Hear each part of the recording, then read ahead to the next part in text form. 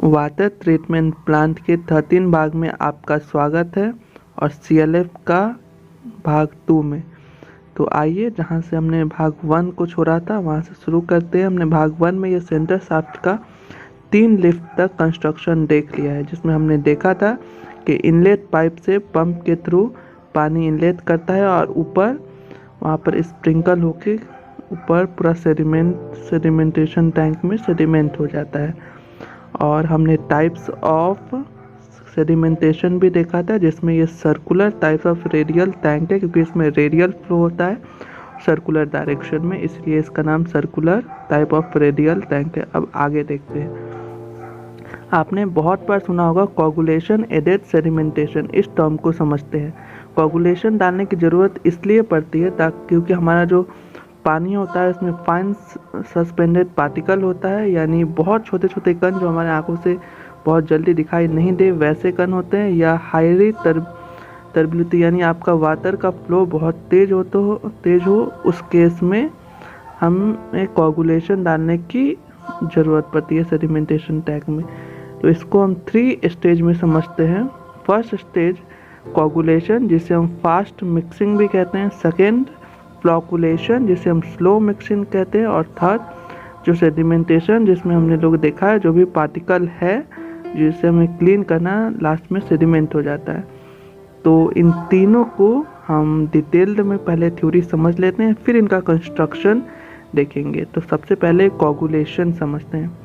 ये मैंने आपको तीनों का एक तरह से टैंक बनाया है, जिसमें हम लोग कोगुलेशन जो फर्स्ट देख रहे हैं। कोगुलेशन इसलिए इसका नाम है क्योंकि हम कोगुलेंट फर्स्ट में डालते हैं, यानी कोई भी केमिकल को डालने का प्रोसेस को ही हम कोगुलेंट बोलते हैं। केमिकल जैसे एलम हो सकता है, कॉपर एस हो सकता है, या सोडियम एल्यूमिनेट हो सकता है। दूसरा है फ्लॉकुलेशन, जिसमें स्लो मिक्सिंग होता है। जो भी इसमें आपने कोगुलेंट डाला है, जैसे एलम हो गया, एलम जनरली यूज किया जाता है आपका वाटर ट्रीटमेंट प्लांट में। तो वो स्टिकी परस्पेट बनाता है जो कि फ्लॉकुलेट होता है, इसलिए इसका नाम फ्लॉक बनाता है। और थर्ड है वाटर जो सेडिमेंटेशन टैंक में जाता है। जो कोगुलेशन होता है वो जो भी आपका पार्टिकल का नेगेटिव चार्ज यानी गंदा है, कोगुलेशन यानी केमिकल डालने से वो एक दूसरे को नेगेटिव चार्ज को पॉजिटिव करके पॉजिटिव नेगेटिव न्यूट्रलाइज हो जाता है और फिर एक स्ट्रिकी यानी एक तरह का फॉर्म पार्टिकल बना देता है। तो इसको हम अलग अलग तरह से मिक्स करते हैं। पहला मिक्सिंग होता है जो हम कोगुलेंट यानी केमिकल डालते हैं, तो मिक्सिंग बेसिन के अंदर, जिसमें जो आपका वाटर का एटमॉस्फेयर के ही अकॉर्डिंग वो अपने आप मिक्स होता है। तो देखिए हमने आपको एक फ्रेम बनाया जिसमें एरिएशन से पानी आया और ये वॉल पे टकराया, फिर ऐसे होकर और वापस उसमें चला गया। मैं आपको एक वीडियो भी दिखा रहा हूँ, उससे आप और अच्छे से समझ पाइएगा। ये आप देख सकते हैं इस तरह से आपका दिया हुआ है मिक्सिंग बेसिन, जो उसमें किसी तरह का मशीन की ज़रूरत नहीं होती, वो नेचुरली आपका एक बार आपने स्ट्रक्चर बना दिया, ये एरिएटर से आपका पानी आ रहा है और इस तरह बेसिन में होकर ऑटोमेटिक मिक्स हो जाता है। और दूसरा प्रोसेस है मैकेनिकल मिक्सिंग के द्वारा, यानी आपका पंप ऊपर रहेगा, जिसमें हमने 1 ml का आपका दिखाया था और 16 ml का प्लांट उसमें आपने देखा था, उसके ऊपर पंप लगा रहता है और या तो V यानी वर्टिकली ये रोटेट होता है आपका जो शाफ्ट है, या फिर हॉरिजॉन्टल डायरेक्शन में रोटेट होता है। इसी को हम फ्लैश मिक्सचर कहते हैं, जहाँ पर हम केमिकल यानी कोगुलेंट डालते हैं। कोगुलेशन लाइम एलम हो सकता है या कोई अलग भी हो सकता है। वाटर ट्रीटमेंट प्लांट में हम एलम ही यूज करते हैं। ये आप देख सकते हैं इस तरह का पैनल लगा होता है, ये हॉरिजॉन्टल डायरेक्शन का है और ये रोटेट होता है और आपका वेरी फास्ट रोटेट करता है, क्योंकि हमें कोगुलेंट को घोलने के लिए फास्ट एनर्जी का ज़रूरत होता है, इसलिए इसको फास्ट मिक्सिंग भी कहते हैं। दूसरा प्रोसेस जो था फ्लॉकुलेशन, जिसमें ये मिक्स होकर स्टिकी प्रिसिपिटेट बनाता है, वो इस फ्लॉकुलेशन में वो एक दूसरे के कांटेक्ट में आते हैं और हम लोग उसको बिगर साइज बना देते हैं, या बड़ा साइज, और इसी बड़े साइज को हम लोग फ्लॉक बोलते हैं, इसीलिए इस टैंक को फ्लॉकुलेटर टैंक बोलते हैं। इसमें स्लो मिक्सिंग होता है, क्योंकि अगर हम तेज मिक्सिंग करेंगे तो हो सकता है वो पार्टिकल सेपरेट यानी बिगर साइजर होने के बाद और सेपरेट हो जाए। तो इसमें एक से ज़्यादा शाफ्ट रहते हैं और हमेशा हम इसको टेपर शाफ्ट बनाते हैं, इसलिए इसको टेपर फ्लॉकुलेशन भी बोलते हैं। इसमें हम देखते हैं आपको कैसे नेचुरल होता है। ये यहाँ पर आप देख सकते हैं जो हमने 16 ml का प्लांट दिखाया था, इसमें ये बना हुआ है, इसी यही साफ्ट है और नीचे इसका फ्लॉकुल लगा होता है जो कि धीरे धीरे स्लो होता है और आपका फ्लॉकुलेशन आता है। तो आपको दो तरह से ट्रीटमेंट प्लांट में ये चीज़ डिजाइन हो सकता है, या तीनों अलग अलग हो, टैंक बना हो। C यानी कोगुलेशन, दूसरा F यानी फ्लॉकुलेशन और थर्ड यानी सेडिमेंटेशन। ये तीनों अलग अलग टैंक बना हो और सेपरेटली हो, या तीनों को एक साथ। जैसे दूसरा प्रोसेस है कि पानी आया, कोगुलेशन में गया, कोगुलेशन के बाद फ्लॉकुलेशन और फिर सेडिमेंटेशन। ये पूरा एक ही टैंक के अंदर प्रोसेस हो, जैसे मैंने आपको 16 ml का प्लांट में दिखाया था। तो इस पूरे प्रोसेस का अगर तीनों प्रोसेस एक साथ हो तो इसको हम कैरी फ्लॉकुलेटर कहते हैं, जो कि हम डिजाइन करेंगे। आई होप ये कैरी फ्लॉकुलेटर कैसे आया जब तीनों को एक साथ करते हैं, तो ये आप समझ गए होंगे। तो चलते हैं आगे। जो फर्स्ट बात है हम जहाँ से छोड़े थे वहाँ पर, ये सेंटर शाफ्ट में जहाँ हमने छोड़ा था, वाटर को क्यूरिंग कर रहे हैं ताकि जो भी आपका सॉइल का वॉइड है वो आराम से निकल जाए।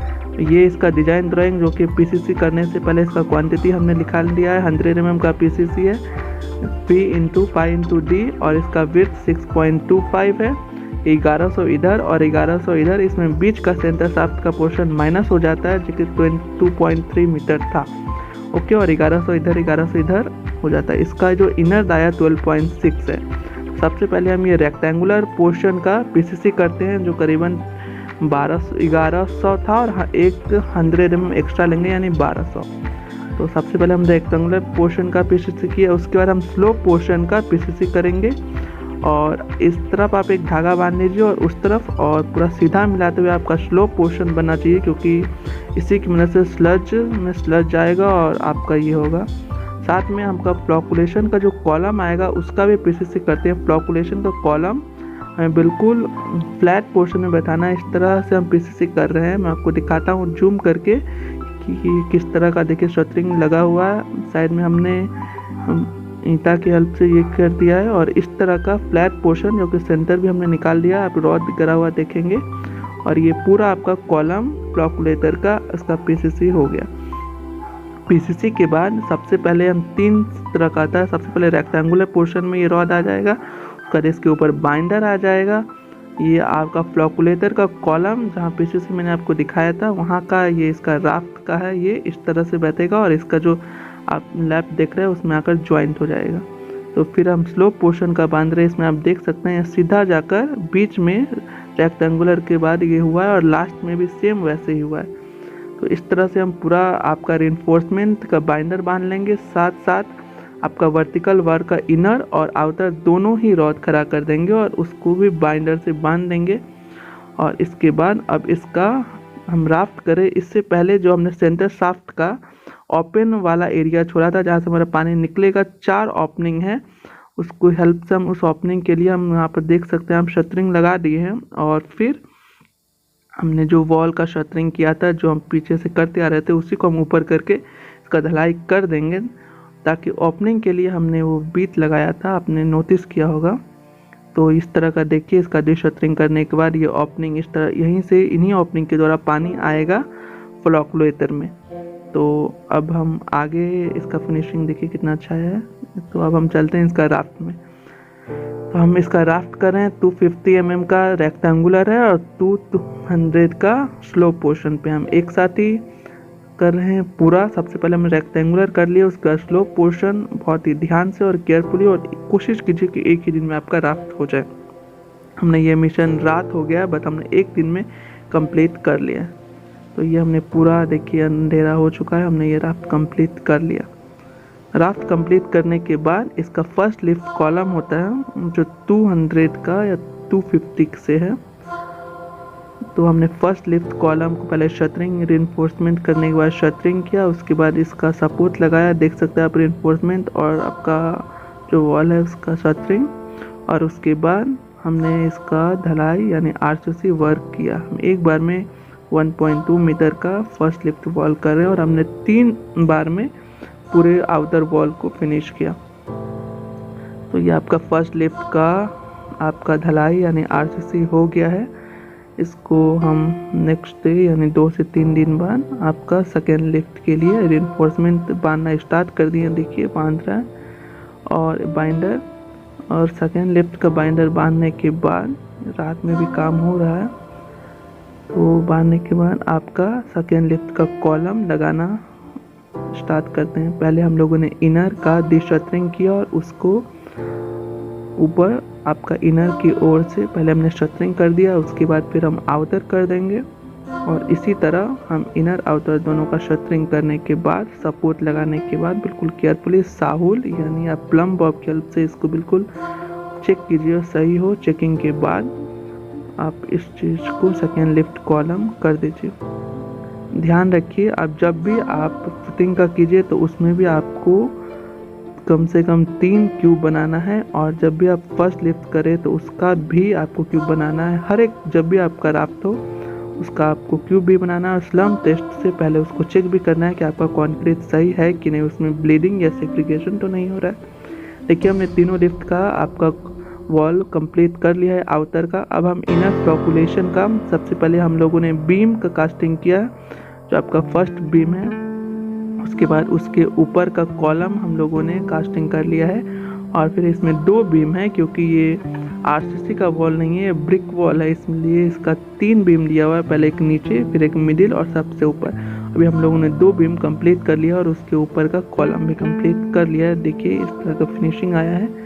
इसके बाद हम लोगों का इसको कंप्लीट करने के बाद इसका ब्रिक वर्क करेंगे। देखिए ब्रिक वर्क भी हम लोगों ने 50% अभी आपको दिखा दिया है कि हो गया है। इस तरह ऊपर भी ब्रिक वर्क कर लेंगे, इसमें अभी नहीं हुआ है।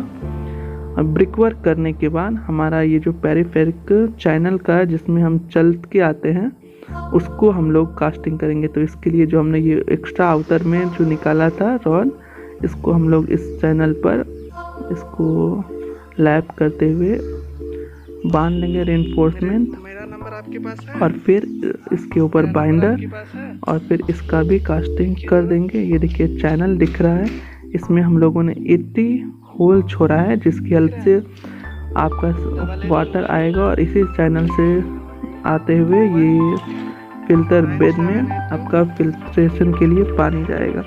ये चैनल भी आप ध्यान रखिए, आपका ये देखिए चैनल बना हुआ है। नीचे से भी मैं आपको शटरिंग दिखाऊंगा। ये आपका इसका पेरिफेरिक चैनल का आपका शटरिंग है। ये देखिए नीचे से हम लोगों ने शटरिंग किया, ये अभी तक बैम्बू हटाया नहीं था ये चैनल बनाने के लिए। ये हम लोगों ने जो होल छोड़ा है वो है, जिसकी हेल्प से पानी इस चैनल में आएगा। आपको याद होगा मैंने आपको 16 ml लिखकर दिखाया था, इसमें करीबन 150 ये होल है। ये हर एक 150 mm के सेंटर टू सेंटर पे होल है, आप देख सकते हैं, नोटिस कीजिए आपको ये होल दिखेगा। अभी कुछ बंद है क्योंकि आपका ढलाई हो गया है, अभी ये सभी को खोला जाएगा।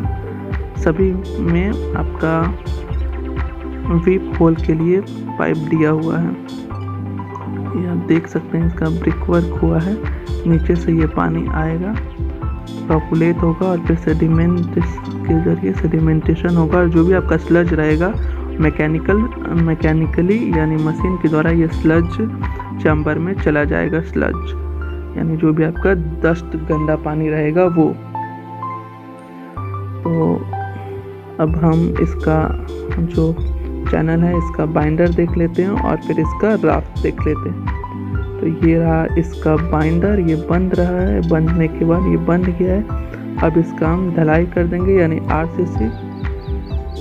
देखिए ये चैनल नीचे अभी बारिश की वजह से पानी जमा हो गया है इसीलिए, और स्लज चैम्बर भी बना नहीं है, इस कारण ये आपका आरसीसी इसका बाइंडर पूरी तरह से इन्होंने बांध दिया है। देखिए किस तरह ये दोनों वॉल को मिलाते हुए, और इसका जो रॉड था इसी में उन्होंने बांधा है। ये करीब 1.2 मीटर का होगा आरसीसी। तो ये रहा, अब इसका आरसीसी देखेंगे, ये रहा इसका ढलाई हो गया है। देखिए ये चैनल का, और इसके ऊपर अब रेलिंग आएगा, जो काम अभी होना फिनिशिंग बचा हुआ है, जो लास्ट फिनिशिंग के बाद मैं आपको ये चीज़ शो करूँगा। तो यही इसका है पूरा, ऑलमोस्ट ये डन है। थोड़ा सा और काम बचा हुआ है, 30% के लगभग। ये होल आप देखिए, कुछ होल को उन्होंने क्लियर किया है, जो आपको मैं बार बार दिखाने की कोशिश कर रहा हूँ, जिसमें से पानी आएगा। आई होप ये वीडियो आपको पसंद आया होगा। आपने इस वीडियो को लाइक, शेयर, कमेंट, सब्सक्राइब कर दिया होगा और बेल आइकन को भी दबा दिया होगा। इस वीडियो को देखने के लिए थैंक यू। Take care.